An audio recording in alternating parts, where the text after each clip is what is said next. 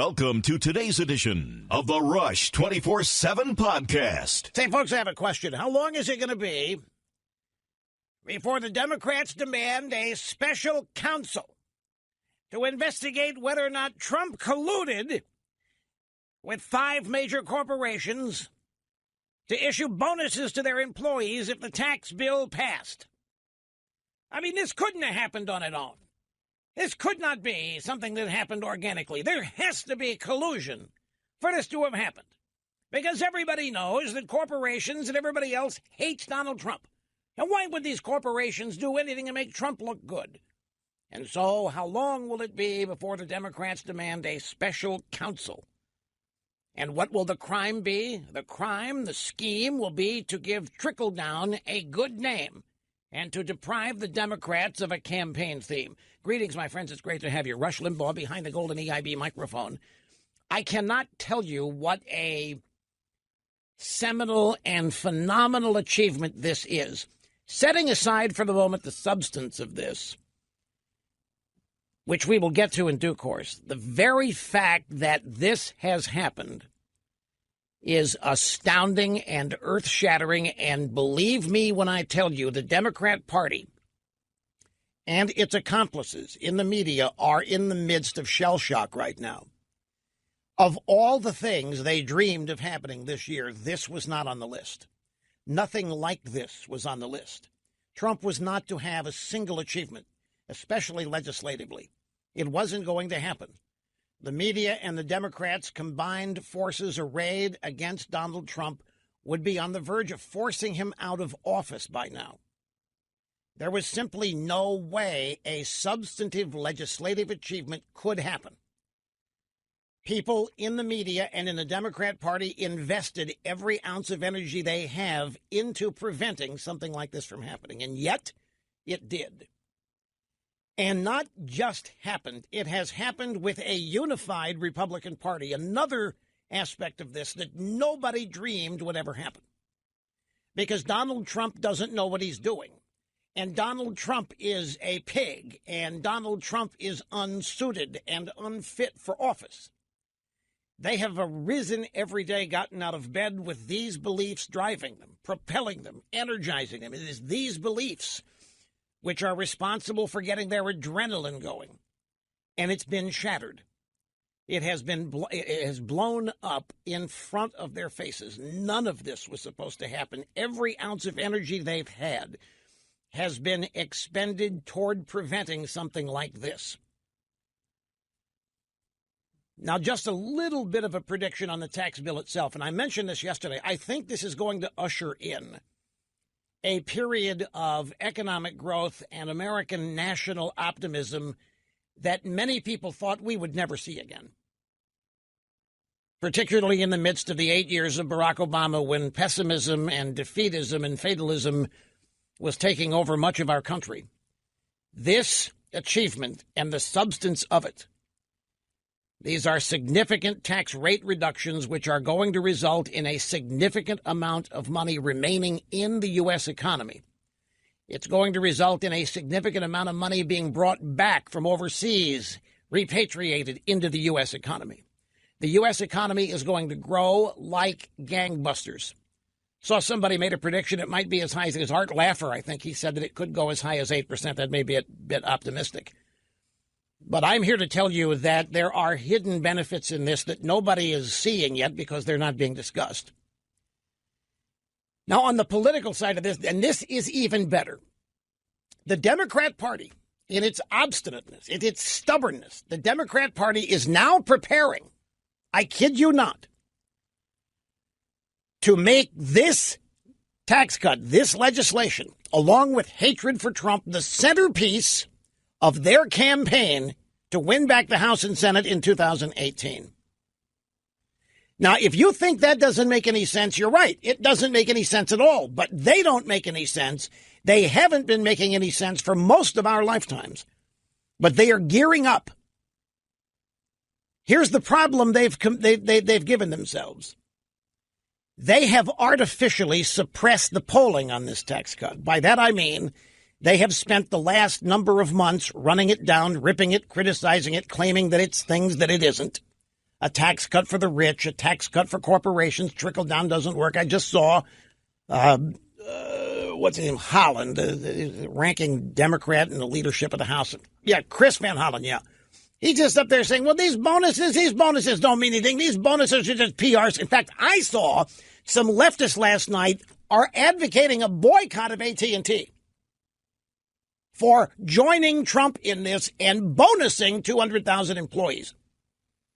Leftists on Twitter trying to gin up a boycott of AT&T. Go right ahead. We will get out of the way and let you try to work that up. Chris Van Hollen today, this is a PR scheme. This isn't what they promised. They didn't promise $1,000 bonuses. They promised $4,000 a year raises. And we know this isn't going to happen because corporations don't give their money away to their employees. It was just every Democrat talking point for the last 30 years just came rolling off his tongue like he wasn't even having to think about it. And he wasn't. Just programmed robotics. They have spent so many weeks now beating this tax cut up.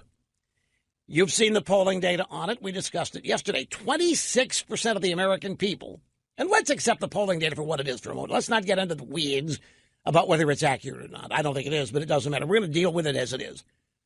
26% of the American people think the tax cut's a bad idea for every reason the Democrats and the media told them. That they're not going to get a tax cut. In fact, they're going to get a tax increase. The rich are going to get the tax cut. Corporations are going to get the tax cut. And corporations are not going to give anybody any of the money. You're getting screwed. Trump did it for his buddies. Trump cut taxes for him and his whole family. Trump did this. Trump did that. So they got their polling number 26%. And other polls show the same thing. I have to tell you,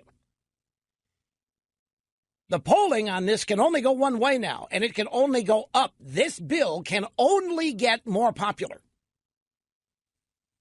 And I'm talking about statistically. They've had to work pretty hard to gin this thing down in polling numbers to 26. They've had to work pretty hard to get disapproval so high. But the problem is that real life is going to kick in. 5 different corporations have done things like promise bonuses to hundreds of thousands of employees and raise their own minimum wages to $15 an hour. And these are just 5, just the first 5.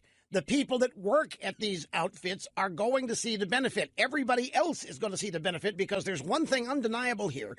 And every independent analyst looking at this has concluded that 80% of the American people are going to get a tax cut, and it's going to be significant. And then in 2019, when the Obamacare mandate is repealed, we got one more year to go for it. Katie barred the door here, folks. The real life, the reality of this is that people's economic circumstances are going to improve. And juxtapose that against all of the fear and the scare tactics the Democrats put forth. When they start polling tax cuts, they start polling this legislation into next year, it can only go up, meaning it can only appear to be getting more popular. I think politically they have shot themselves in the foot by artificially suppressing the polling data on this. In their effort to kill it, in their effort to make sure this didn't pass, they have given themselves a circumstance where the polling data can only go up and make it look more popular, which, of course, is not going to help the Democrats as they run a campaign based on the illegitimacy of this. They're going to keep hammering Trump as though they hate him. They're going to keep hammering, well, because they do. And they're going to keep trying to parlay Trump hatred and class warfare into victory in 2018 without any other agenda.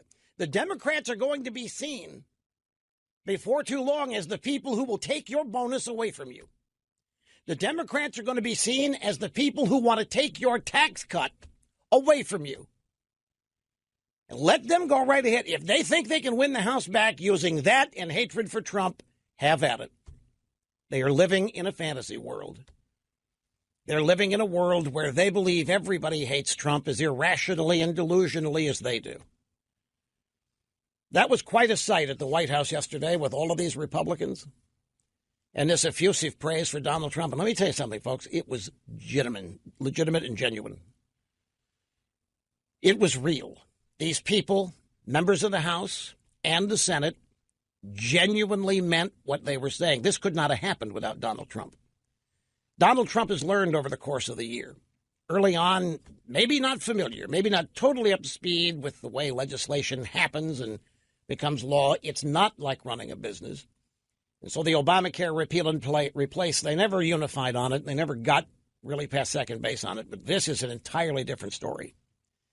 The Republican Party is now unified now, and the Republican Party psychologically has now defeated the swamp. Donald Trump has led them to the defeat of the swamp. Donald Trump inspired them to fearlessly plow ahead without concern to what the media was going to say about him. You realize how seminal that is? For the last 25 years, we have watched our Republicans cower in fear in the corners, afraid of what the media was going to say about them if they dared stand up for what they claimed to believe in. Donald Trump has been taking the arrows for these people all year long. Pioneers take the arrows. They decided to unify. They decided to come together on this. And it's fun to win. It's exciting to win. It's energizing to win. It inspires confidence to win. And they know what they overcame here. They know the forces that were arrayed against Trump and arrayed against them, and they overcame it. You do it once, you can do it again. You do it a second time, you think you can do it more often. And the more often you do it, the more confident you become that you can keep doing it. So I believe there's much wrapped up in this that is not observable on the top. But if you dig deep, you find more positives in this than you can possibly imagine. You have to look for them, but they are there. And on the other side of the ledger, there are the Democrats swimming against the tide, seeming to be happily opposed to people keeping more of their money, happily opposed to corporations providing holiday bonuses to their employees, happily opposed to Donald Trump and the Republican Party, who are singularly responsible for this, because there isn't a single Democrat whose fingerprints are on this anywhere. There's not a single Democrat who can take credit. I want to go back September 7th on this program, just right back after Labor Day. This is one of many times I made this request or observation, but here it is again. If, just at any time in the past 6 months, or any time in the next 6, if for just 3 months, Ryan and McConnell would work with Trump to advance his agenda, they would own everything for who knows how long. If they would have repealed and replaced Obamacare, if they would have then moved on to tax cuts and done real tax reform, and if they had built the wall, I don't care what Chuck and Nancy do. And I don't care what the Republicans do after. If those three things had serious action with an appearance of unity, when the Republican Party on those issues, the Democrats wouldn't stand a prayer for 25 years. Step 1 has just been accomplished. Phase 1. Nikki Haley, the United Nations people are applauding the United States position against our allies, so-called allies and enemies there, finally calling them out and demanding their allegiance, or else we cut them off. This stuff is being cheered all over this country, but the Democrats and the media don't know it because they aren't cheering it, and none of the people they know are cheering it.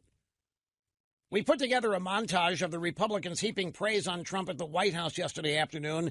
Look, it's great, but I can't help but wonder what all could have been accomplished if this had started this way in January. Mr. President, you made the case for the tax bill. Thank you, Mr. President, for all you're doing. Something this big, something this generational, something this profound could not have been done without exquisite presidential leadership. Mr. President, thank you for getting us over the finish line. This is a bright day for America. All right. We thank you for that. But for your leadership, we would not be here today. We would not be standing here today if it wasn't for you. Mr. President, I have to say that you're living up to everything I thought you would. You're one heck of a leader, and we're all benefiting from it, and we're going to make this the greatest presidency that we've seen, not only in generations, but maybe ever. The media is beside itself. They're wondering how much these people were paid to praise Trump. They're calling them sycophants. They're calling them rear-end kissers, butt kissers. They're saying it isn't real, that Trump has some sort of hold on these people, and he made them come up there and say all these things. There may be a lot of chicanery in Washington, but I'm here to tell you this didn't happen because Trump demanded it. This didn't happen because the sentiment isn't real.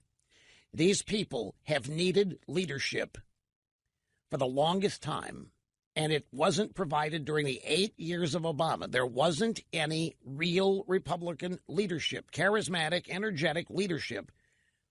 The Republicans in Washington were led, if anybody, by voters. But there was no leader. There was nobody unifying them, nobody bringing them together. The long knives are out. There were mutinies and other forms of internecine battles going on within the Republican Party. Trump is the difference. They know it. Lisa Murkowski, look at all. They did this ceremony again where they just signed the bill, the House and Senate. Look at all of the women, the Republican women that are for this. Lisa Murkowski, because of drilling in Anwar. You look at it, Susan Collins is in on this. Bob Corker admitted on Fox and Friends today that he now understands what Trump has been going through for a year because of the way he was treated by Wolf Blitzer and CNN a couple days ago.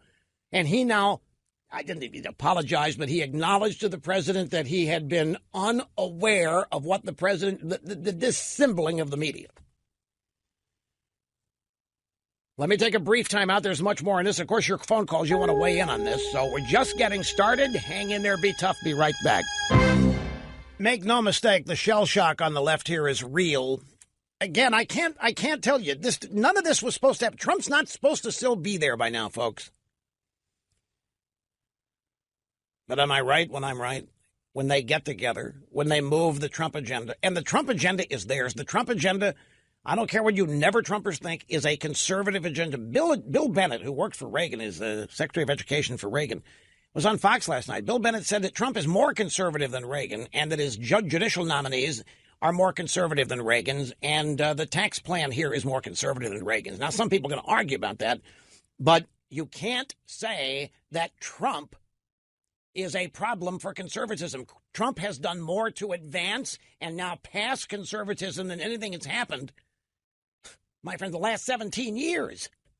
I'm talking about real conservatism. It's all over the place. Not supposed to happen.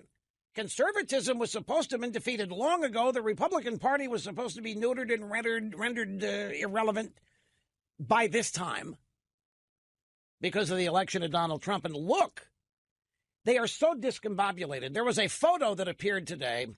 I think it was on Twitter. Don't care where it was. It's Trump sitting in the Oval Office and McConnell, Pence, and Paul Ryan surrounding him. They've all got big smiles on their face. And it's related to the tax bill passing. There's a guy named Dan Pfeiffer. He is a former communications office director for Obama. He said that he hopes that photo celebrating the passage of the Republican tax bill appears on the front page of the New York Times when Trump is indicted. They still think Trump colluded with the Russians, which is why I won't be surprised if there's a demand for a special counsel to see if Trump colluded with these 5 corporations to offer bonuses and a raised minimum wage. So Pfeiffer said he hopes that photo celebrating the passage of tax reform appears on the front page of the New York Times when Trump is indicted. It was followed by Ben Rhodes, the brother of the news director at CBS. He's also a former Obamaite. Ben Rhodes agreed with Pfeiffer and added that the photo should accompany the obituaries of Pence, McConnell, and Ryan. The obits! Steve Scalise, who was actually shot by a deranged leftist, tweeted, you guys might want to reconsider your rhetoric. And they climbed down a little bit. I'm telling you, they are shell-shocked and don't quite know how to process this. Because this is such a dramatic failure for everybody on the left. They can't stomach it. And don't forget what we learned yesterday, what I passed on to you. There's a whole bunch of conservative, intellectual never-Trumpers not happy with this, folks. They don't think Trump's the guy to be implementing tax cut legislation because they don't think Trump knows what he's doing. So they oppose it because Trump supports it. I'm not making this stuff up. We have some conservative, intellectual never-Trumpers who are out there saying, well, I wouldn't get all excited about this. I don't think it's going to make that much of a difference in the economy because Donald Trump doesn't know what he's doing. Donald Trump doesn't know. From people who haven't helped move us one step forward the whole time they've been sitting around intellectually thinking about things. Even the Washington Post is echoing me today. There's a couple of bloggers in the Washington Post scared to death that the tax bill is going to get more popular. Damn right it is. It's going to get more popular because it can't get more unpopular. They polled it so unfairly. They drove down the approval number so low. The only place this tax bill can go in terms of polling is up. And it is going to go up once it's implemented and people start seeing they have more money. And it's going to put the lie to everything the Democrats said, and the Democrats are going to continue to lie about it. The Democrats are going to continue to base their campaign in 2018 on hatred of Trump and running against this tax cut bill, calling it a heist of the federal government. We had a caller yesterday. I hope you people heard this. I hope you heard. She was curious why the Democrats are so opposed to people doing better. I said, because Democrats only want their voters to do better as a result of government entitlement programs or government assistance. They don't want people doing better on their own.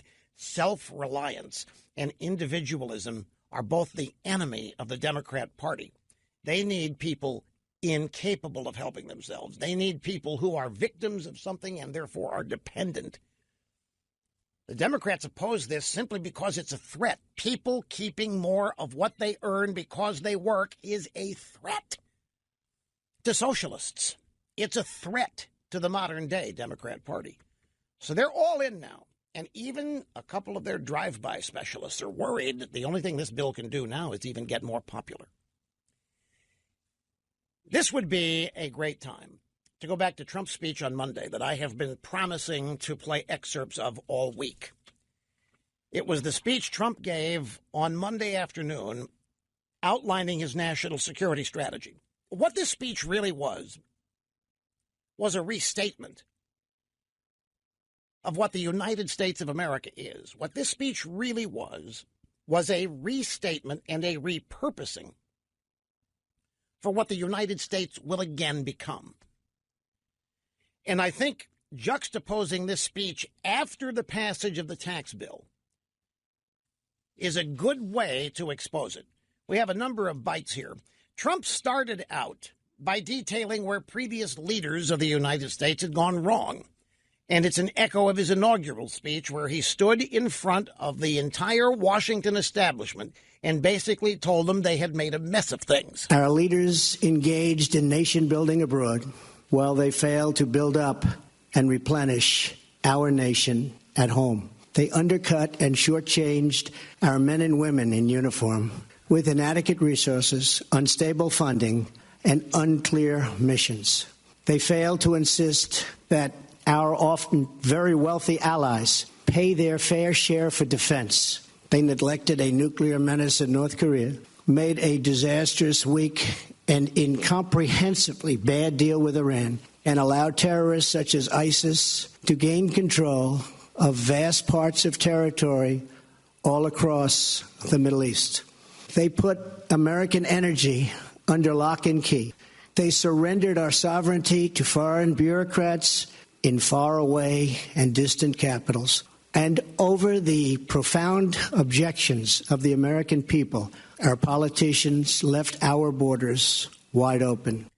Rat-tat-tat-tat-tat-tat-tat. Everything there demonstrably true, irrefutably true. An indictment of the past, and, by the way, a recasting of why he was elected. Our leaders engaged in nation building abroad while they failed to build up and replenish our nation at home. They undercut and shortchanged men and women in uniform, inadequate resources, unstable funding, unclear missions. Hello, Obama. They failed to insist that our often very wealthy allies pay their fair share. Hello, Nikki Haley this week at the UN. That's changing. They neglected a nuclear menace in North Korea. A bunch of administrations, led by the Clinton administration, kicked that can down the road, did nothing about it. They made a disastrous, weak, incomprehensibly bad deal with Iran. See to it that they get nuclear weapons. Hello, Obama.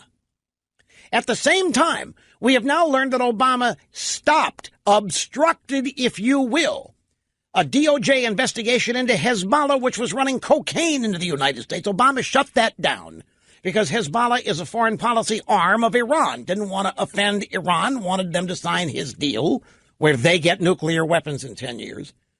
This is such an indictment of the previous leadership in this country. It's why he got elected. And every one of these things he has taken on and has begun to change and has begun to recast the purpose and statement of the United States of America. Here's the next bite. Our leaders drifted from American principles. They lost sight of America's destiny, and they lost their belief in American greatness. As a result, our citizens lost something as well. The people lost confidence in their government and eventually even lost confidence in their future. Every bit of that's true. This country has been possessed. It has been obsessed with a fatalism and a defeatism, and our leaders have told us that that's the new norm. America in decline, both as a superpower and as an economic power. Yeah, those days are behind us. It's now time to pay the piper. The United States was an illegitimate superpower. The United States was an unjust and immoral economic superpower because we acquired our resources in ill-gotten ways. This was the Obama administration message. Now, when he says our leaders drifted from American principles, they did, but it's not drifted. They abandoned them. Our leaders lost sight of America's destiny. No, they didn't. They decided to change it. America's destiny was not as American exceptionalism. American destiny was not the shining city on a hill, if you will. America's destiny was not to rise above all nations and provide that light that attracts the best of the world to join us. That's not what they wanted the American experiment to end up being. We were to be reduced in size and scope and to become nothing more than the next member of the world of nations. It's not that they lost their belief in American greatness. They believed it was unjust. They believed American greatness was illegitimate, that it was acquired unfairly. I'm talking about everybody that worked in the Obama administration. Here is the next bite. Optimism has surged. Confidence has returned. With this new confidence, we are also bringing back clarity to our thinking. We are reasserting these fundamental truths. A nation without borders is not a nation. A nation that does not protect prosperity at home cannot protect its interests abroad.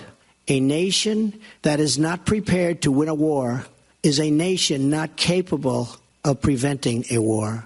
A nation that is not proud of its history cannot be confident in its future. And a nation that is not certain of its values cannot summon the will to defend them. You will not find anywhere in conservative intellectual circles or anywhere else, you will not find a better indictment of the 8 years of the Obama administration and many previous years. You have to include Hillary Clinton and her husband in this, too, because they are of the same mindset.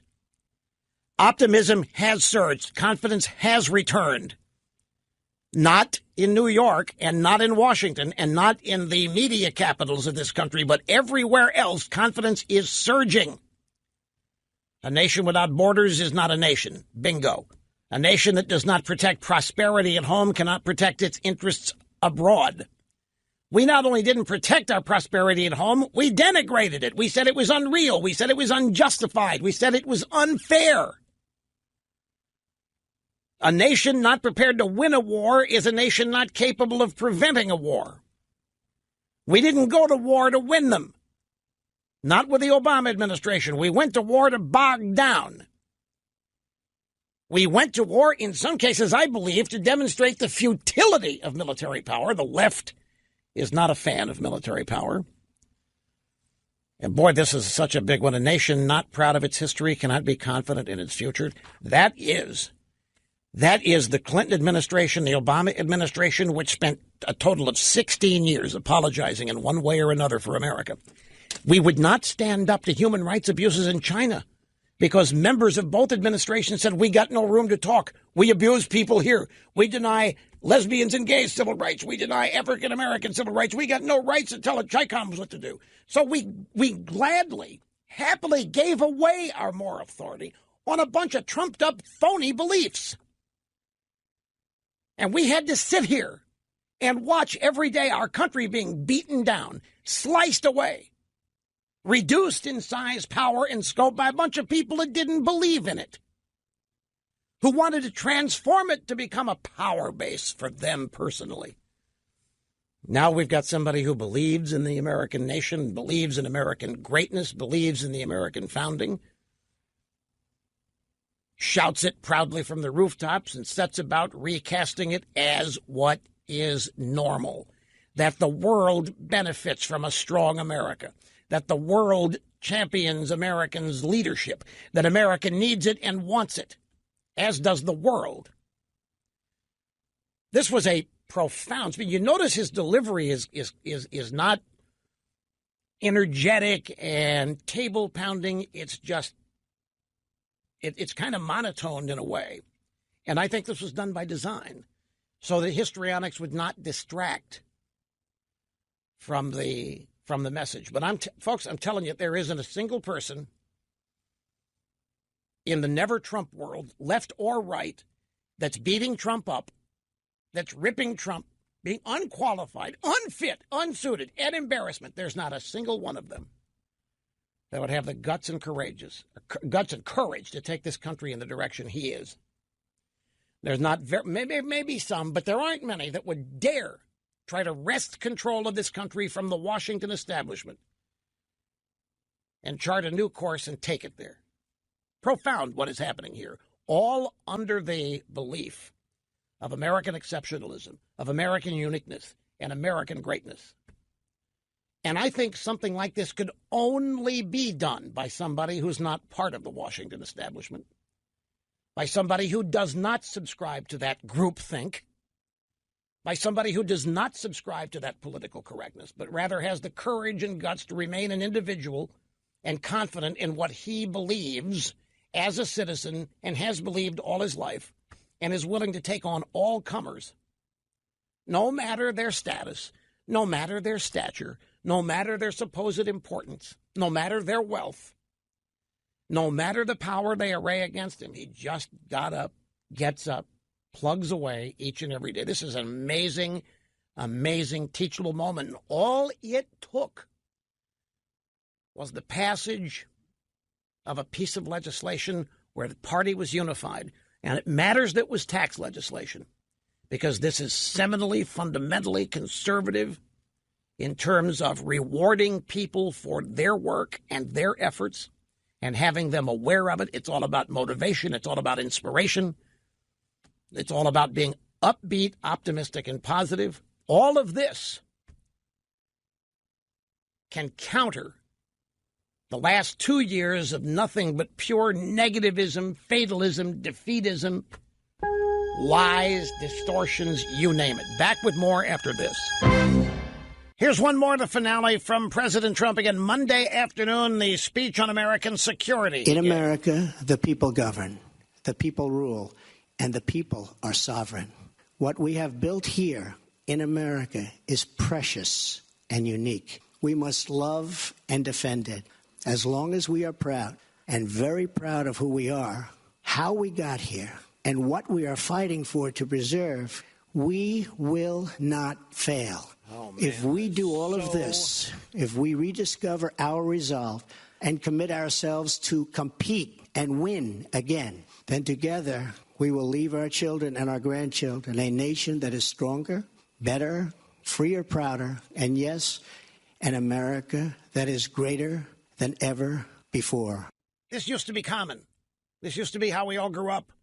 This used to be the America we were all told about. This is the America we were all educated about. This is the America we were all proud to be citizens of.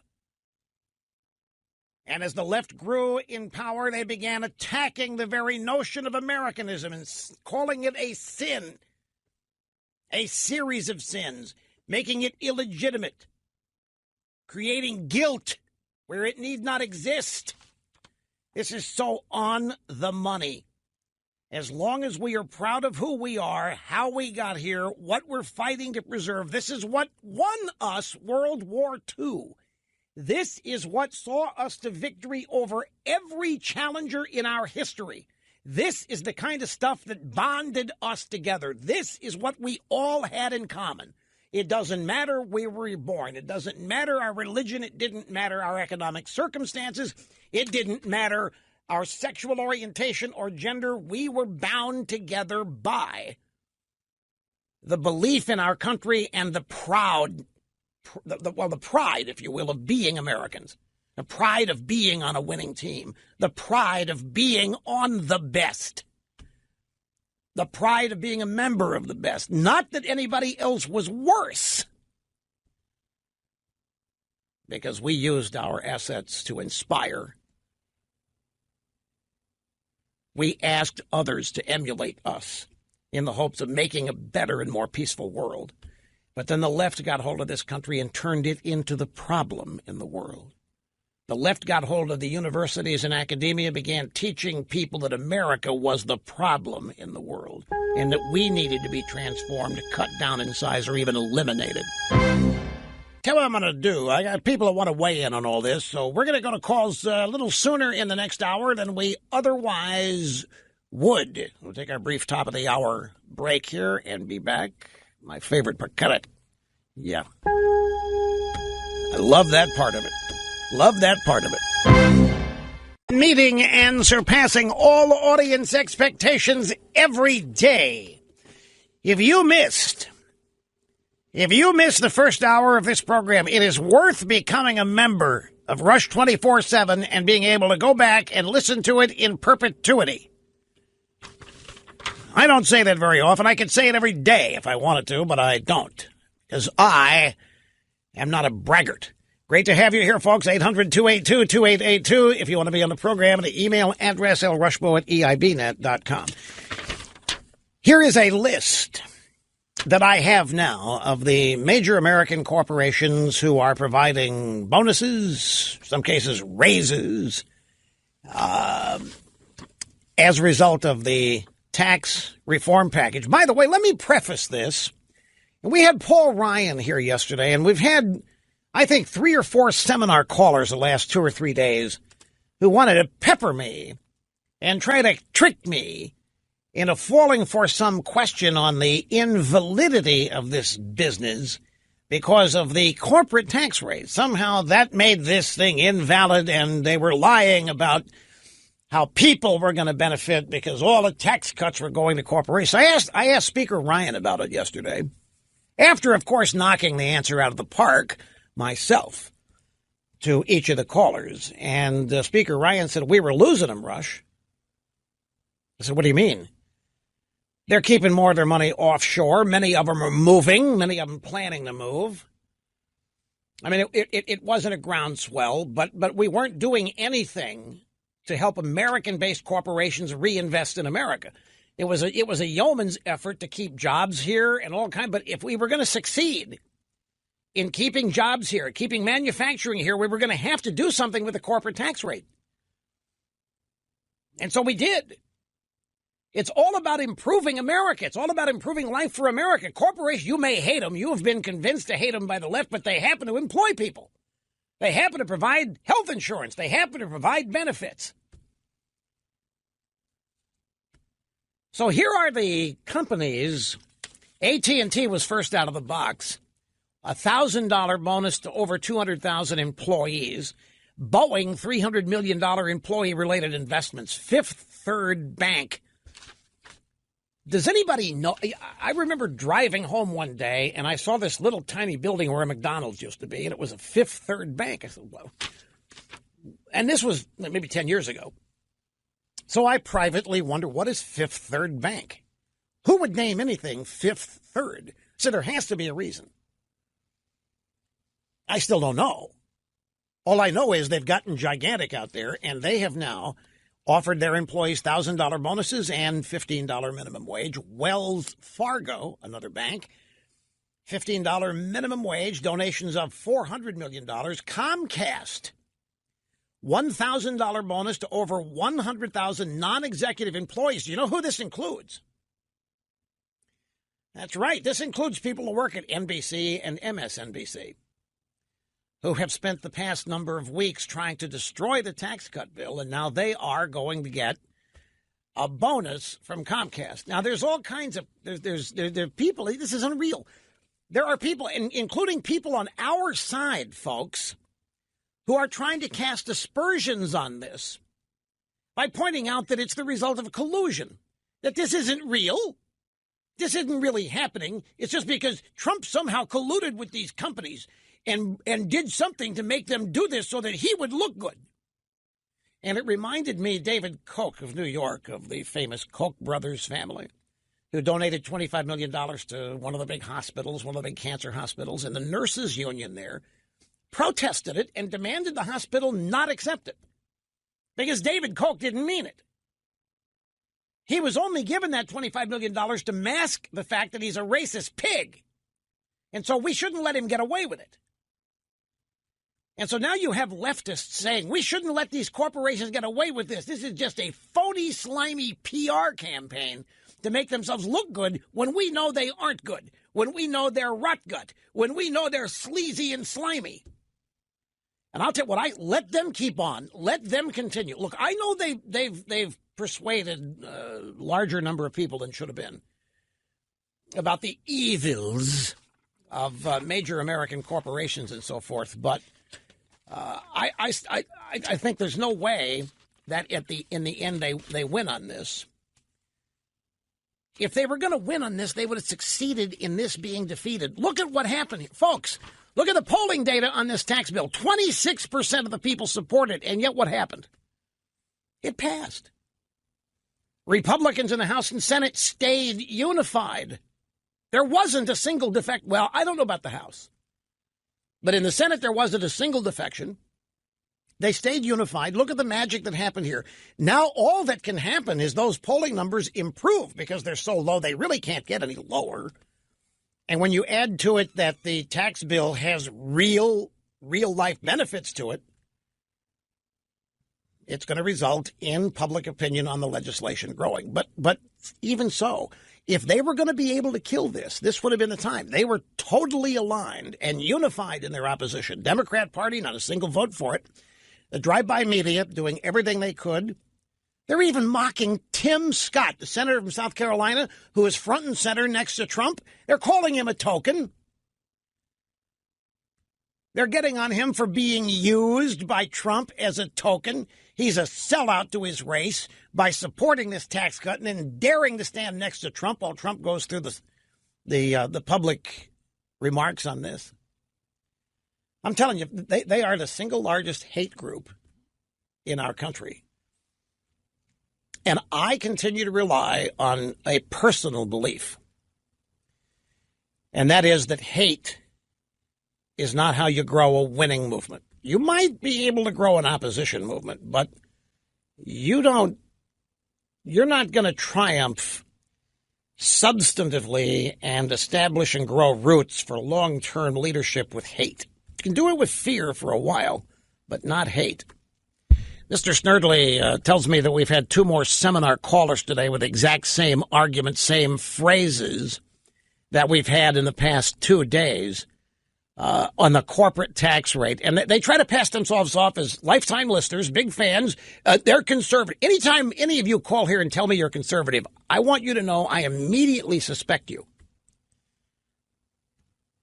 You feel the need to have to admit that what you're telling me is that what you're going to say isn't going to sound like it. Hey, Rush, I just want you to know I'm a big conservative. That corporate tax rate sucks.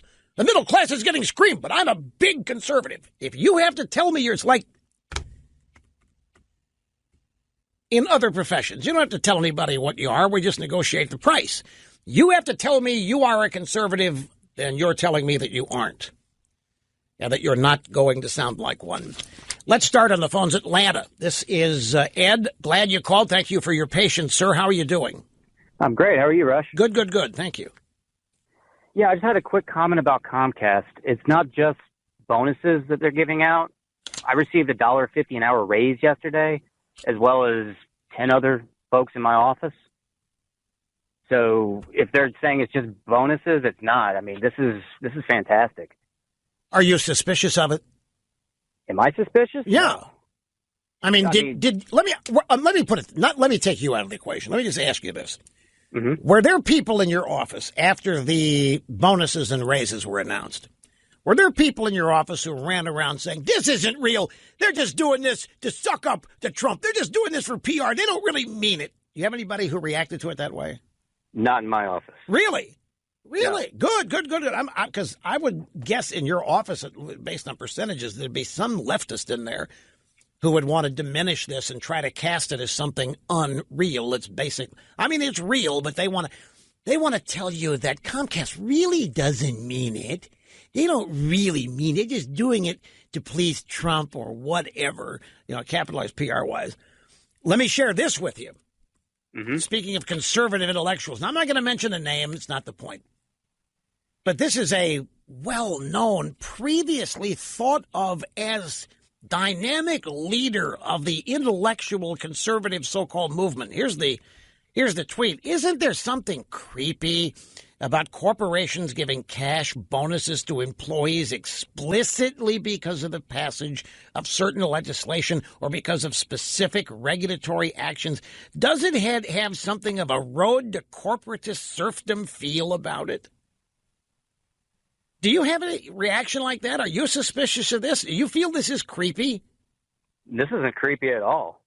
This is why we come to work. Were you surprised by it? Extremely. It was not announced. This is not the cost of living annual raise that we receive. Okay, let me ask you this.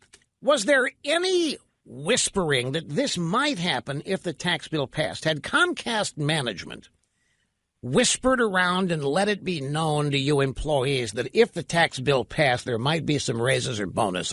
Was there none? No whispering. There was nothing said. It was quite a shock yesterday.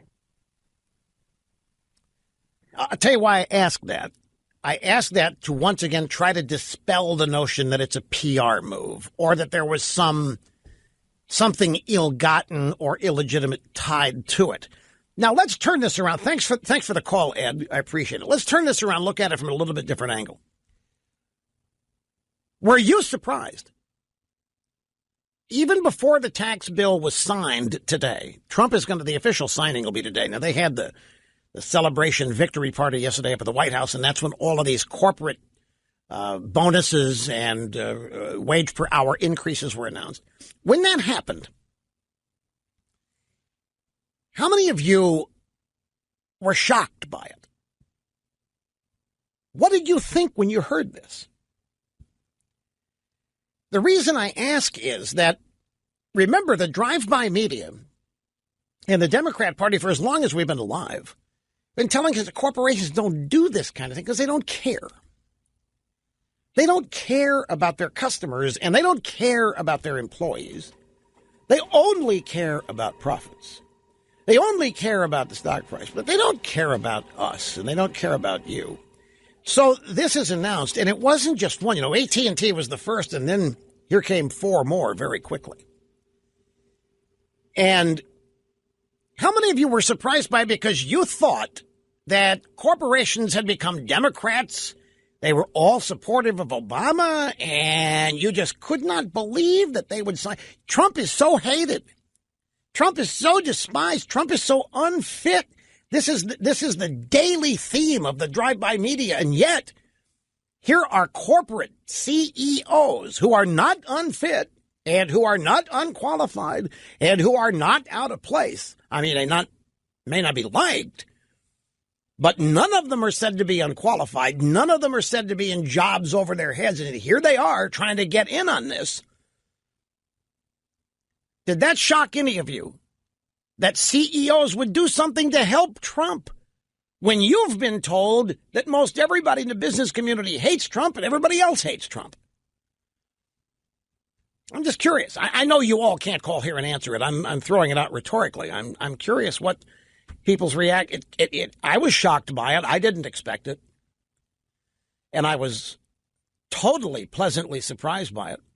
And then it didn't take me a minute to then calculate that exactly what's happened was going to happen. That Democrats and liberals would claim it wasn't real. That others would claim that it was a collusion between Trump and these CEOs, that he had bought them off, that Trump gave them something because they wouldn't do this on their own. And then we saw the Twitter attempt to start a boycott against AT&T for doing this.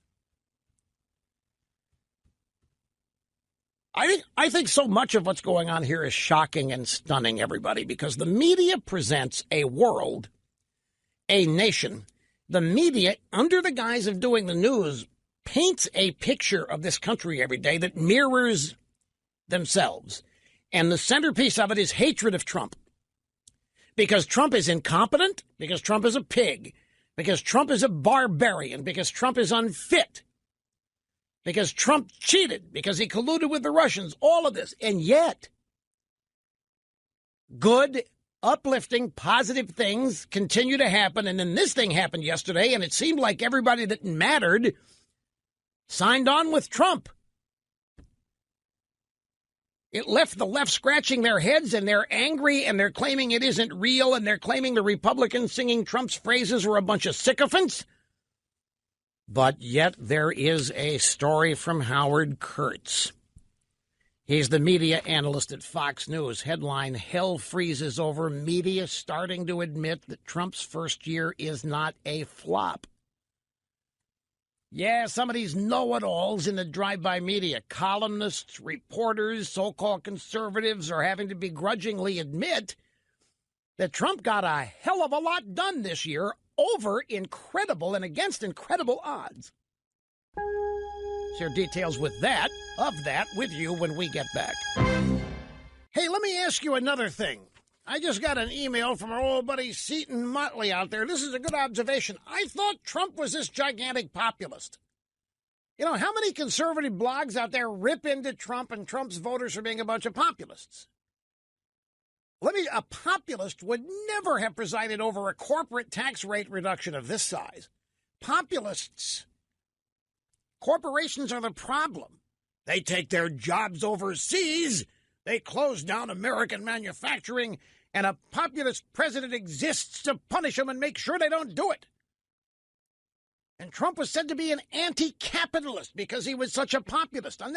All during the campaign, during the transition, after Trump was inaugurated, all these so-called wizards of smart and so many conservative blogs kept ragging on Trump as being a populist and his voters being populists. And now, you can't get more capitalistic than this tax cut. Right, Snerdley? There are so many people so smug for the last year and a half about what they know and about what Trump doesn't know, about who they are, and Trump isn't. And so much of this learned opinion being stood upside down on its head. Try this. This is CNBC speculating. I told you. I make a joke about it. It comes true. A conspiracy between Trump and big business to pay out the bonuses. Well, it is, as they say at law school, sui generis. I mean, but we've never seen a tax code change like this, which is, geez, the money's right in the pockets of companies. And I think that they do need to share the wealth. I was listening to people this morning. It seems cynical. I don't know. $1,000 in your pocket is not cynical. No. It's good. It's good that, it's a good thing. Do you think there's a coordinated effort, that there was some sort of conversation between some of these companies or some sort of coordinating body that said this is something that might be a good thing for you to consider doing? I don't know. Just curious that I don't think anybody was anticipating it until we saw the announcement from AT&T, and then it was so quickly followed by Wells and Fifth Third, our parent company. But obviously, there's so many others that could be doing the same thing. If it was coordinated, there should have a lot more, right? Six companies. CNBC, Jim Cramer and his crowd, and they're speculating. There had to be collusion, right? This just couldn't happen. We weren't expecting it. Exactly like I just told you. AT&T did it. We were gobsmacked. We were broadsided. They didn't just do this on their own, did? No, of course not. You see, nothing can happen out of legitimacy. Everybody in this town, everybody in media, everybody in the is so damn cynical that nothing, especially goodness, cannot be real. Goodness, genuineness, has to be artificial. Why these they wouldn't do this on their own. They're not that nice. They wouldn't do this on their own. They don't think of their employees this way. They had to be told. They had to be cajoled. There had to be some kind of conspiracy, either between themselves or between them and Trump. You see, the last thing in their world that explains this is reality. The fact that they're getting a major, major tax break, first time in the history of many of these corporations, that's not enough to cause this. That's not, can't be. talent on loan from God. Happy to have you here. Rush Limbaugh, the EIB network. While everybody else is on vacation, we are here with first runs. Bob Corker on media. I had a newfound empathy for Donald Trump.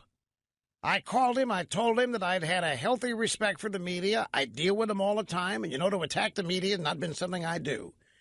But I had a newfound empathy for Donald Trump, and watching how a totally debunked story about me spread across the political media. This is Corker today on Fox and Friends. The guys that actually wrote this bill knew I had nothing whatsoever to do with it. But then you have this reporter who says that I did. And all of a sudden, people I respect, New York Times, Wall Street Journal, Washington Post, they start printing this as if it's true. And it wasn't true, and they knew it wasn't true. A social media phenomenon generates from this. I've never used in my life the word fake news until today. I actually understand what it is the president has been dealing with. This was Wolf Blitzer getting on Corker for claiming he wrote a provision in a tax bill to benefit his family. And Corker said, no, Wolf, I didn't write the bill. I had nothing to do with writing the bill. I didn't put any provisions in there. My focus in the bill was on the deficit. And Wolf kept pressing him. Well, our sources say. And then after Corker leaves, they assembled a panel to beat up on Corker for writing a tax bill that benefited himself. And so he finally saw the light. He saw what's been happening to Trump all year and now has a new understanding for it, which is all well and good. But why should it take it happening to you before you recognize that it's happening to other people? No. I am not dumping on Senator Corker. I'm asking a question here about intelligence and observation and curiosity.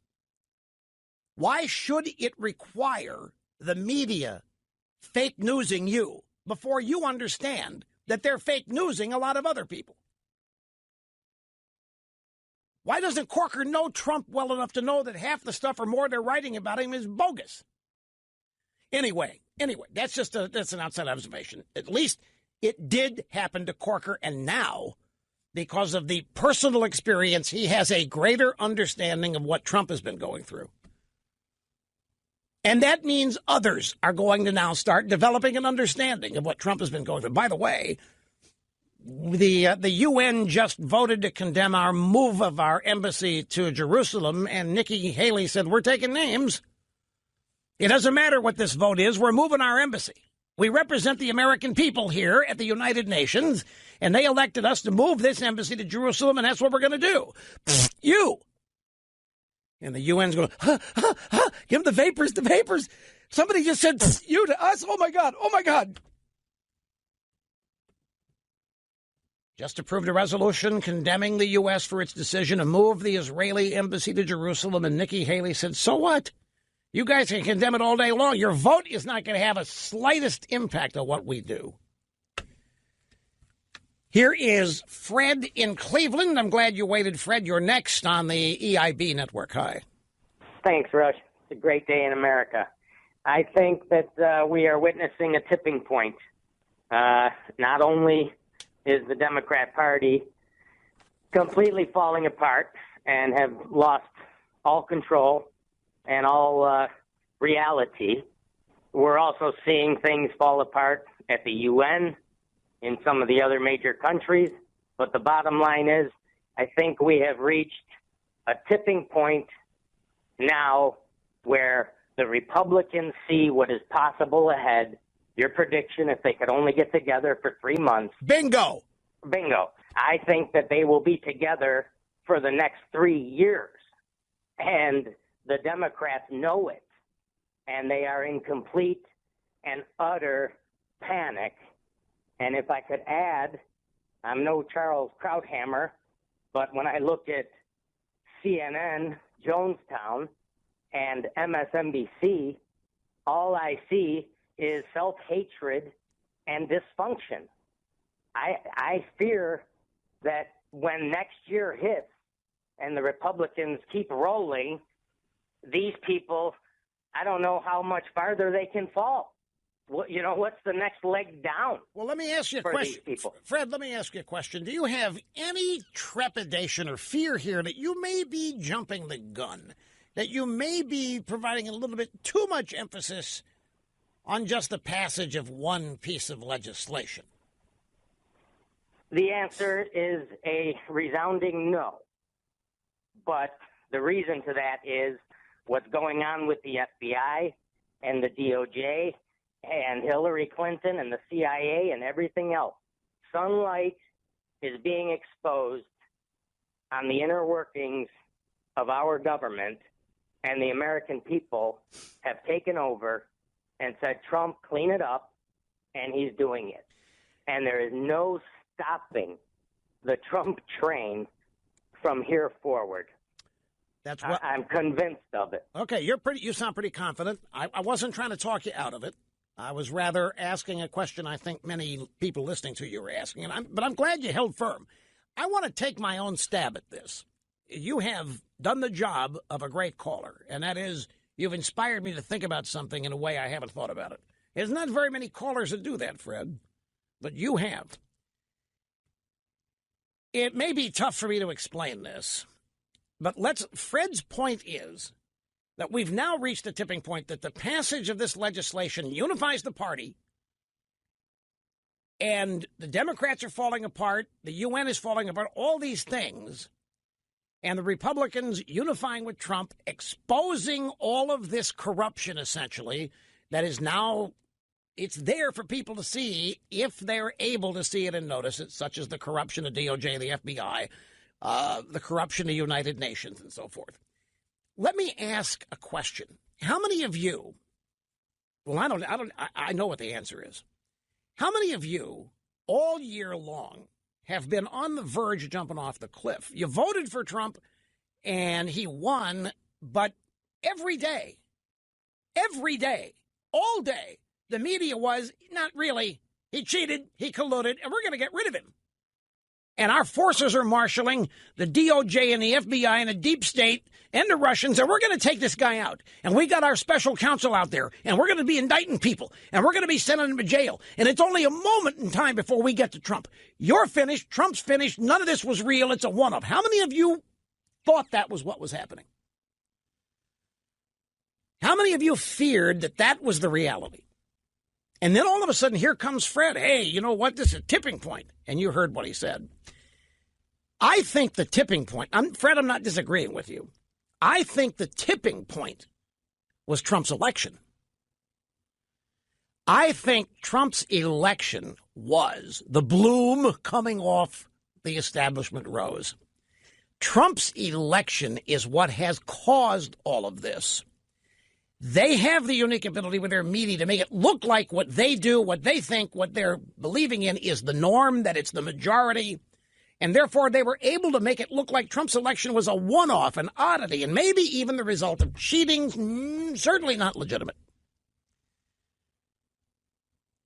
When in fact, the election of Trump, not this bill being, I'm not trying to diminish the impact of the tax cut being passed and signed, but I think the tipping point, meaning the beginning of the end of the establishment, happened with Trump's election.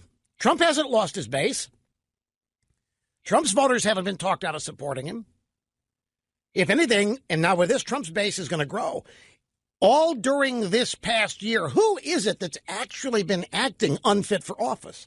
Who has been acting as a bunch of pigs? Who has been acting as unqualified or corrupt or what? It isn't Trump. It's all the people out to get Trump who are subverting the Constitution, subverting the rule of law, corrupting the media, everything. It's those people that are demonstrating their unfitness.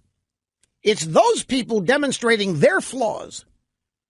But they have the power to make it look like what they are and who they are is what is normal and acceptable and accepted, and that Trump was an accident of either collusion or Hillary didn't do her job right or something. But whatever, Trump winning was just like these bonuses and raises at these 5 or 6 corporations after the tax. That's not real. That's collusion. These people cannot live in reality. They can only live in the alternative reality they create and manage for themselves. No. I'm not disagreeing with Fred. I think the tipping point happened earlier is all. And I believe that his point about the Republicans, now they're unified. Now they've experienced what that unity brings. It brings victory. It brings fun. It brings good vibes. But victory is victory. Winning is winning. There's no substitute for it. And this was winning against some of the longest odds that you've ever seen. And it does. He's right. It inspires confidence, optimism, and it makes them want to do it again.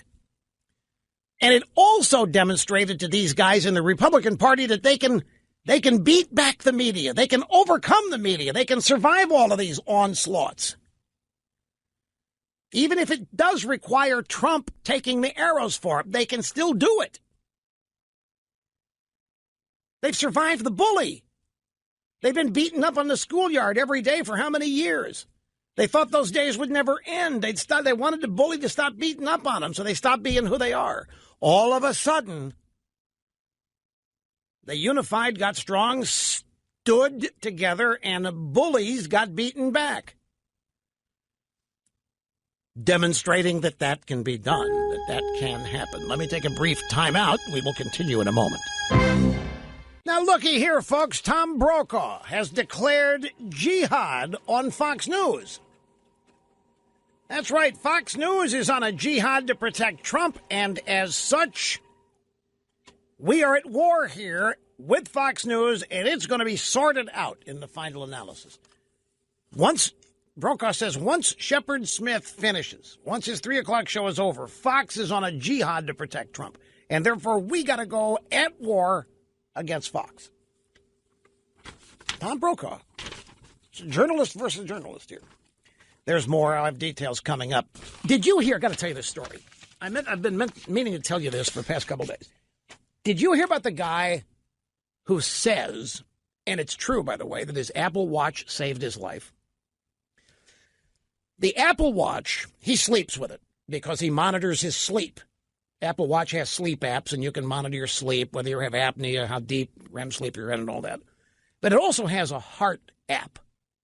And in the latest version of the software, it is much more detailed, the data that is collected on your heart and reflected on the watch. Your resting heart rate, your recovery heart rate, your walking heart rate. But there's also a feature. This guy was awakened at 3:30 or 4 o'clock in the morning by his watch because his resting heart rate was 120. He woke up, he felt like he had indigestion, and he took a couple of Tums, but it still didn't feel right. So as a precaution, he went to the emergency room, and he ended up needing 4 stents surgically implanted. His doctor told him that if he had not awakened, he wouldn't have awakened. He would have had a heart attack in his sleep and would have died. Now, I didn't know the feature was there. I mean, the heart app, and I use it to measure the heart rate and all that. So I went into the settings, and there is a setting where you can have the watch alarm you, vibrate, and wake you up if your heart rate at rest only exceeds whatever you set it to be, 90, 100, 110, 120. You can change that setting. And I was explaining this to somebody. You mean it's gonna go off when I'm in the gym? I said, no. This is the resting heart rate. It measures, it knows the difference when you're not moving as opposed to when you're walking or when you're exercising, or it's your resting heart rate. So I looked in there, and mine was set by default at 100 beats a minute. And I've been meaning to tell this story, not because of the watch so much, just because of there's the watch, but still, it's just an incredible story. And I didn't even know the feature was there until I read about this. Elijah Cummings of the Congressional Black Caucasians says that Donald Trump is tearing down the pillars of democracy. And they've got to abandon this tax cut thing quickly as they can. Details coming up. Here we are, folks, celebrating, what is it, our 29th or 30th Christmas together? Whatever it is, it's a lot of them. We enjoy Mind Over Chatter here at the EIB Network. Great to have you, folks. The telephone number, if you want to be on the program, 800-282-2882. The email address, lrushbo@eibnet.us. And we'll be here tomorrow. And if Christmas Eve came on a Friday this year, we would be here on Christmas Eve. But it doesn't. Oh, you guys would not be here if Christmas Eve was on a Friday. You'd be trying to talk me out of it. Well, if Christmas Eve was on a Monday, no. Christmas Eve on a Monday, probably not be here. But if it was on a Friday, that's why I specified it was a Friday, we'd be here. Wait till next year. Whatever. It's a lot of Christmases we've been together here is the point. Hey, by the way, folks, look. I need to remind you this one more time. We're really, really proud of our brand new Christmas ornament this year. It's a collector's item ornament. It's not going to be for sale next year because we're going to change it up. And it's a genuine, real, live ornament. I don't mean it breathes, but I mean it's. We put special effort. This is forged steel. We have a video, a beautiful video that explains the manufacturing. Interviews with the designers and manufacturers here at rushlimbaugh.com. Now, I'm not going to sit here and tell you that we can get it to you before Christmas, because that means it would have to be, well, it's not going to happen. There's some charlatans out there who would tell you it's possible if you got your order in by 3:25 p.m. But we're not that way. If you don't have it now, you're not going to have it in time. You can still get it for your tree sometime next week, depending on when you take your tree down. But regardless, it is gorgeous. We're proud of it. It's a collector's item. And as I say, you can even wear it as an Olympic medal around your neck, if you want to. So if you happen to be shopping around, and if you have this giant EIB fan out there, and you're looking for a stocking stuffer or a trinket, you might want to consider the EIB Christmas ornament for this year. You can see it at rushlimbaugh.com in the EIB store. Tom Brokaw, legendary anchorman for NBC, took a hard swing against Fox News this morning on PMSNBC. Now, we have a ban on PMSNBC, so I'm not going to play any audio there. Brokaw said that Trump watches Fox because it reinforces what he believes, citing how they've handled the Russian probe as an example.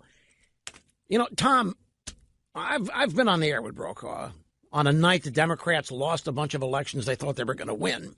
The 2002 midterms. I was on election coverage with Brokaw and Tim Russert. And I've been at a couple of social functions. He's a nice guy. He was very, very unassuming and all that. This is just caca. Fox News is the only place where the truth of the Russian investigation is being reported, and that is there isn't any evidence of any. You guys are supposedly so interested in the truth and reporting the news. Where is the evidence for this, Tom? Where is the evidence? Don't tell me. They're now calling the Trump dossier, by the way, the Steele dossier. Have you noticed that little change? Because that's the guy who wrote it. No longer it's the Trump dossier, because all of these investigations have cast enough doubt on this thing that people are now asking, was this bogus piece of political opposition research actually used to seek a warrant from the FISA court? Was something the Clinton campaign made up out of whole cloth actually used to seek a warrant to spy on the Trump campaign? If that is ever proven and established, that is a bigger injustice than you could possibly imagine. All the while, people in the drive-by media, including Brokaw, are trying to ram down your throat that Trump colluded with the Russians and cheated, even if and even while there isn't any evidence. But Fox News has got to go because they're not falling in line. Fox News has to go because they're not joining the fray. Brokaw said Fox News, after Shepard Smith in the late afternoon, is on a jihad right now on the whole question about whether there is fairness about this or not. This whole assault is on the institutions. What institutions? Oh, the deep state? You mean Trump's conducting an assault on the FBI? Trump's consulting an assault on the Department of Justice? Trump's conducting. Why shouldn't he? They're trying to ruin him. What do you people? Mr. Brokaw, what do you think? That people who are targeted are just supposed to sit there and take it? As though they're being profiled on 60 Minutes or something? Just sit there and take it? Is that somehow the rule of the establishment? When the establishment singles you out, you just sit there and take it? Once the establishment has decided to single you out, they have already pronounced the verdict, and you're just to sit there and take it and then slink away? I thought you were a journalist. I thought you questioned things. I thought you were suspicious of things, especially people in power. I thought you doubted things. But look at all. They're just sopping it up. They're just lapping this up like a bunch of sponges. Actually, they're not. It's worse than that. They're promoting a bunch of lies. And they're calling it news. They are promoting a hoax. They are promoting a bunch of fraudulent allegations. The result of Hillary Clinton bought and paid for opposition research, treating it as legitimate intelligence. What about the damage you are doing to institutions, Brokaw, by believing in this stuff, by promoting this? The FBI is being damaged. The Department of Justice is being damaged. The FBI's reputation for blind justice is being damaged to the max here. And it's Trump's fault because he just won't sit there and take it? Those days are over. And note the language here. Brokaw using this term jihad. Fox is on a jihad right now. You know what a jihad is? A jihad's a holy war. Brokaw says we're at war here, and it's going to be sorted out in the final analysis. And Brokaw's he's attacking their opinion programs. But even these opinion programs have real journalism in them. Brett Baier comes on after the Shep Smith afternoon show is over. Brett Baier's being tarnished in this.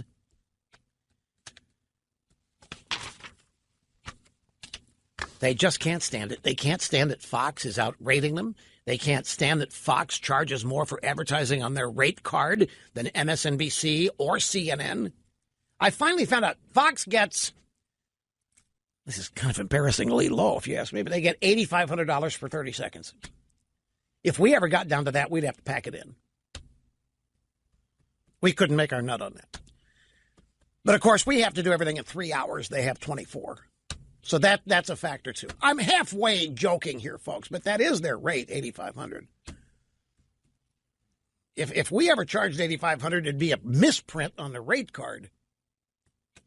And said it'd be somebody's head would roll. 85, but anyway, CNN's around 5,000 and MSNBC's less than that for 30 seconds. What are you laughing at? What, you can't? I can't believe I'm divulging this.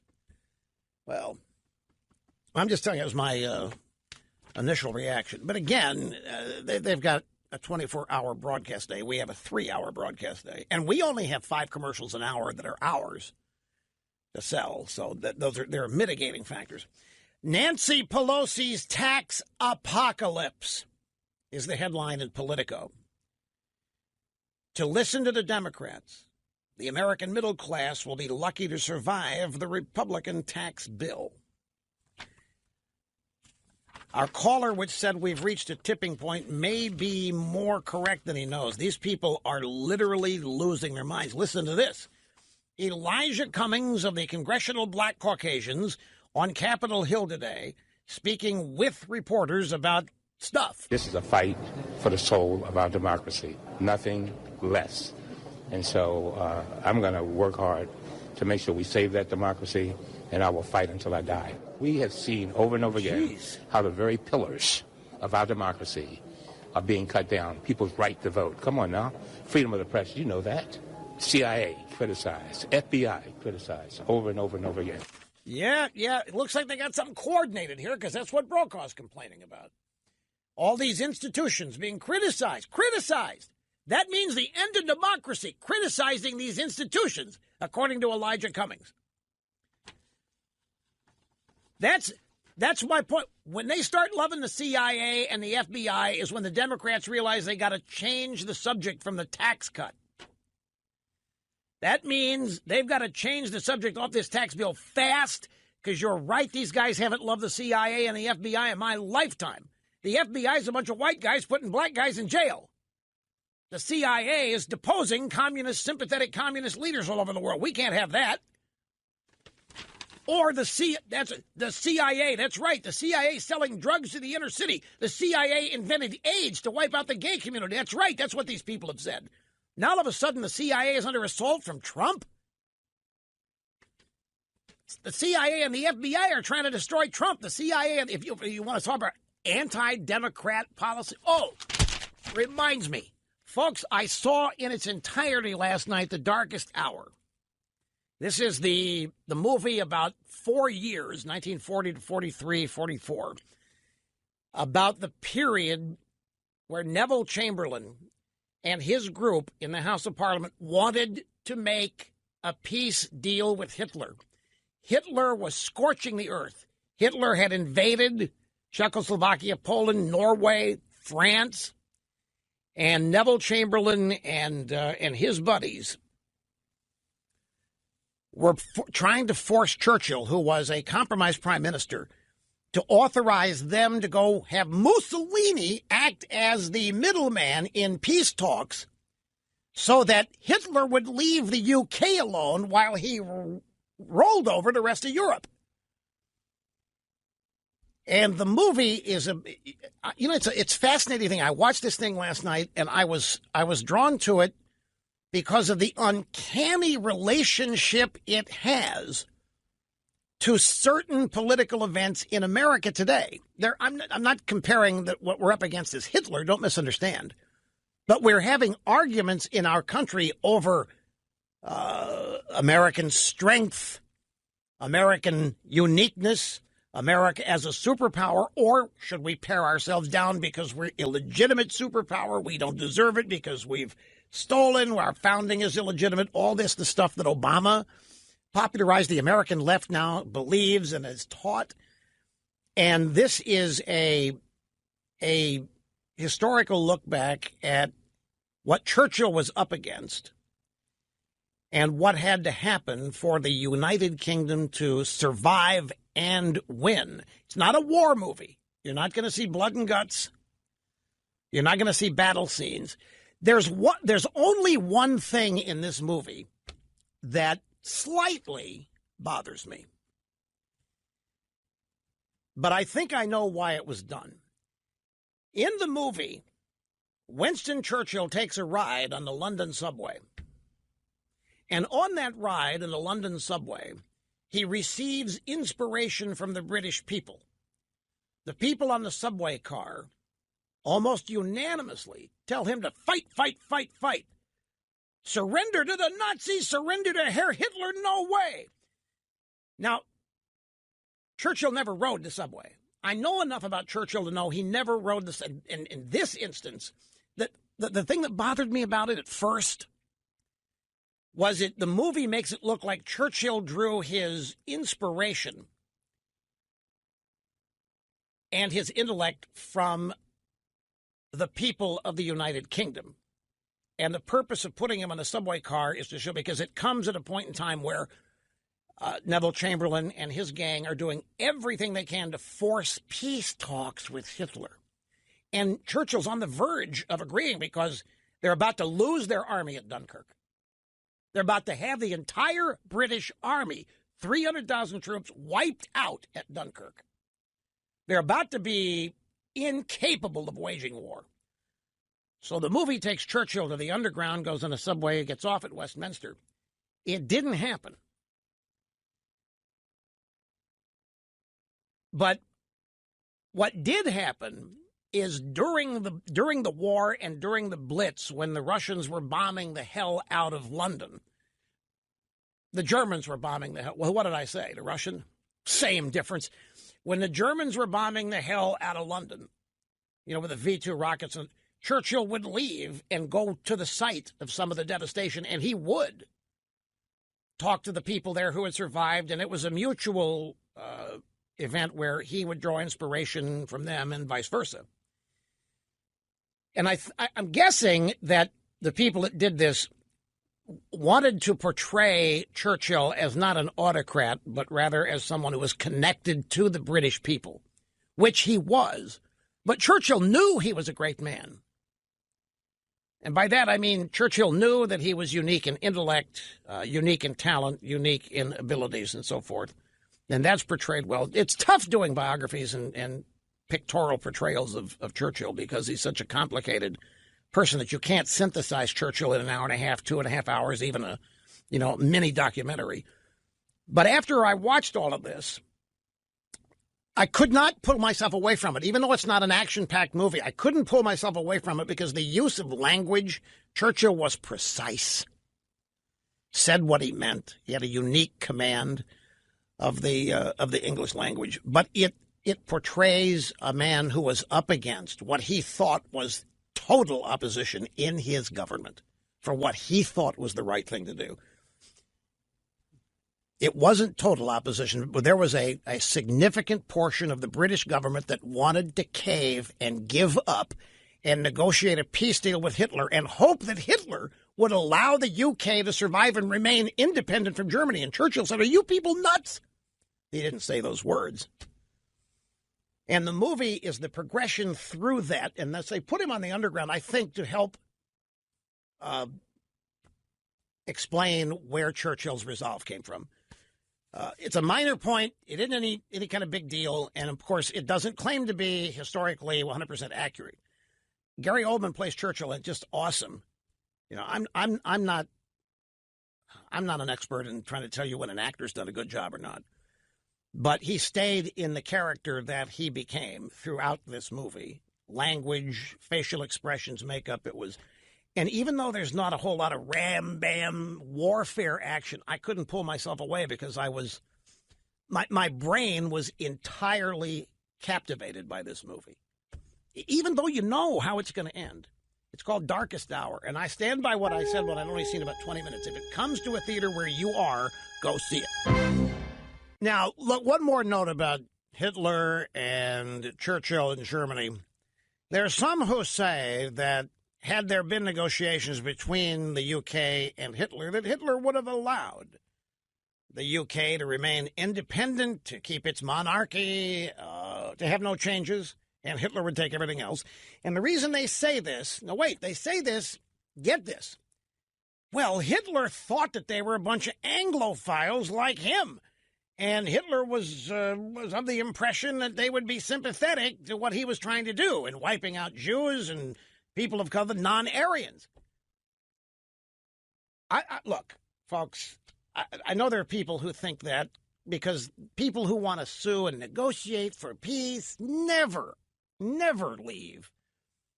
But there is no way, even if Hitler originally thought that, Hitler would have soon discovered that the UK was not sympathetic to what he was doing, and he would have overrun them.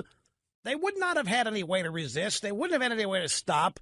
This movie is about one man's courageous resistance to incredible force and pressure to choose the path of least resistance and peace and so forth. It does a great job of encapsulating some of the greatness of Churchill, and that's why I think it'd be wise to see it. Having more fun than a human being should be allowed to have. It's that way when you win, and it's that way when you're right. There's no substitute for it.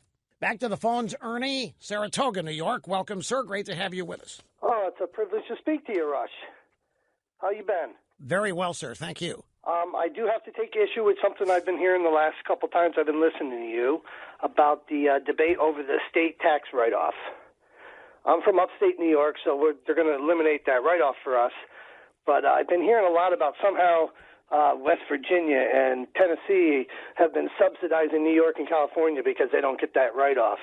And I just don't think that's being truly honest. It's a nice talking point, but it doesn't fly. The revenue coming into the government, into Washington from New York and California is way higher than those other states. And the word subsidize have been used by you, Hannity, even Levin, and I just don't think it flies. Well, that's because we got the talking points from Trump.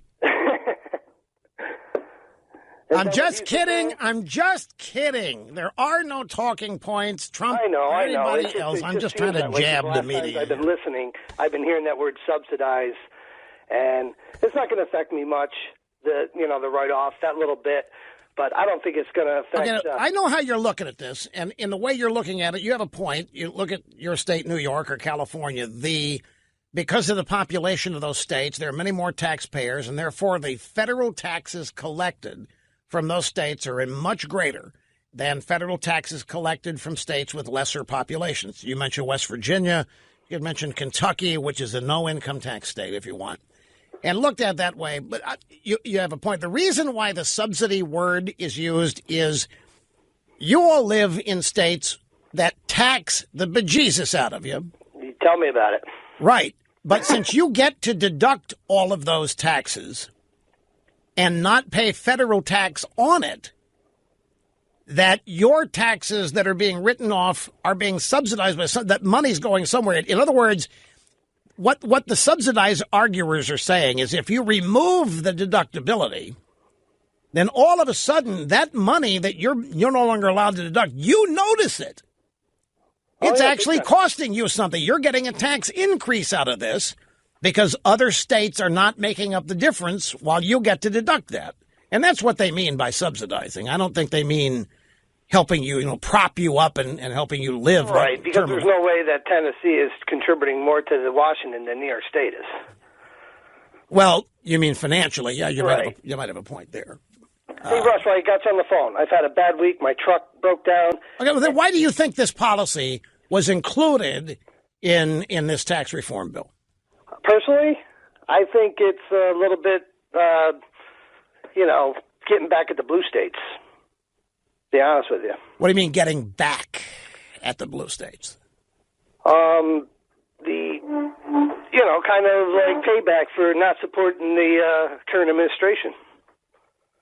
But it's not just the current administration they don't support. They don't support Republicans, period. Oh, that's true, too.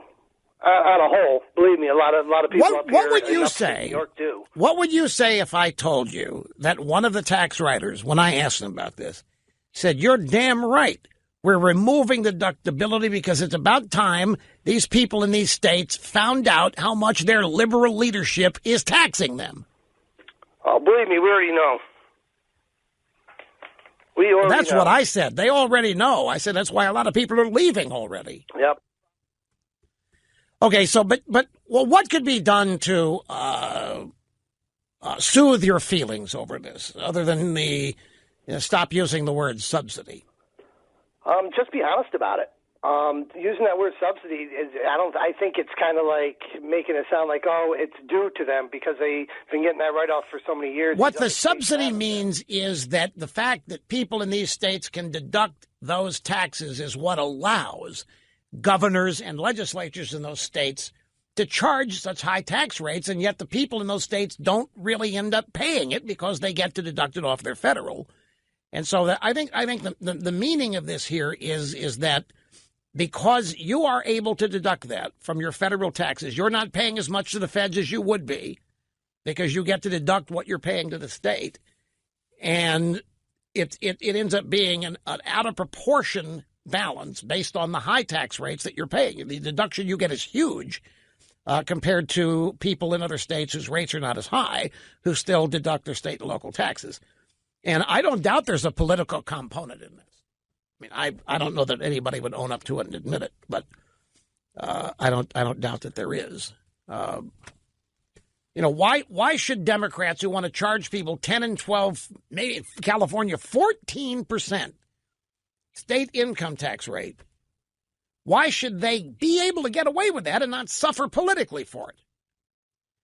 And the way they get away with it, not suffer for it politically, is that you get to deduct it, a portion of it.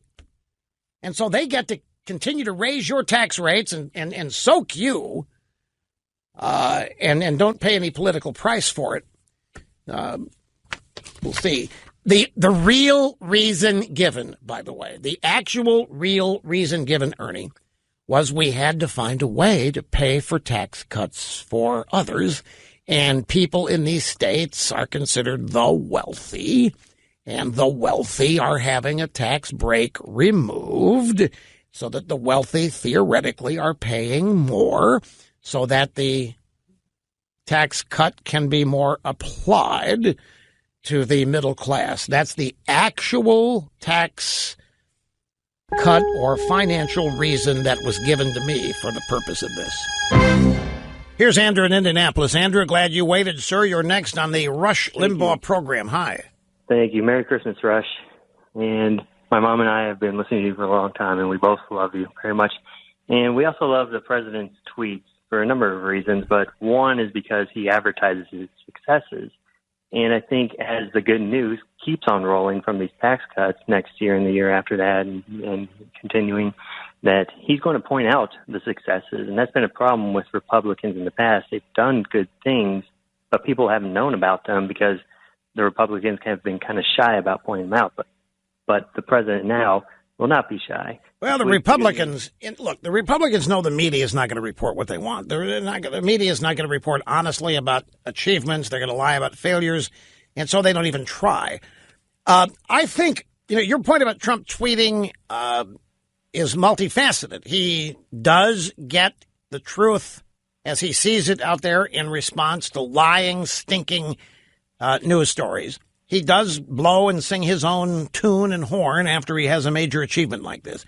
The thing that I hear, we had a caller just this week, people that are angry or upset or not happy with Trump for tweeting, is when he uses these tweets to attack people personally. They say it's unnecessary, it makes them nervous, and it makes them very hard to defend Trump. Such as when he called the NFL players SOBs for taking a knee, or when he makes fun of Rosie O'Donnell's butt, or whatever he does, that they find it's so beneath presidential. It's so hard to defend, Rush. I just don't know. What do you think about that?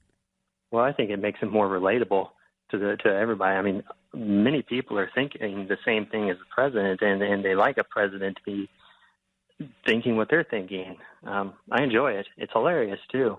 It's nice to have a funny president and not admit, kind of a robot. I have to admit, I find it hilarious too. Many of them, and I kind of unloaded on a caller, I guess it was yesterday or the day before, and I didn't mean it personally. I didn't really unload.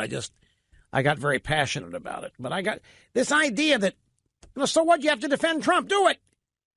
Who are these people? Where do they get off assuming the right to sit in judgment of everybody else? Why does everybody have to justify what they say, do, or think to these people? And I resent this whole notion that there's a bunch of speech police and propriety police out there.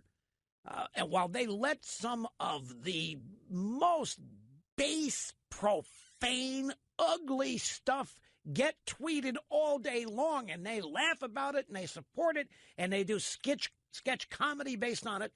And then here comes Trump, and all Trump does, by the way, is react. Trump doesn't start anything. And I think when you get down to it, that's what really bugs them, because they're not used to it. They've had a free ride. They want to set out to destroy somebody. They do it. And the target just sits there and takes it. Except Trump doesn't. And he dishes it back to them, and they then launch, and it's improper, it's unseemly, it's unpresidential, and blah, blah, blah, blah, blah. But I know, and I've talked to enough people who voted for Trump, it's not going to bother them, it's not going to make them not vote for him, it's not going to distance them from him, it's going to tear apart his base. And you have a good point about how he uses it politically. I tell you, Trump's tweets are often the only opposition to the entirety of the drive-by media. Thank you, Andrew. I appreciate it. Just enough time to say thanks for being with us today, and we have to get out of here. But remember, we're going to be here tomorrow. It'll be an Open Line Friday edition of the EIB Network, and we'll deal with whatever happens between now and then. We'll be on top of it, folks, or underneath it. Wherever we have to be is where we will be.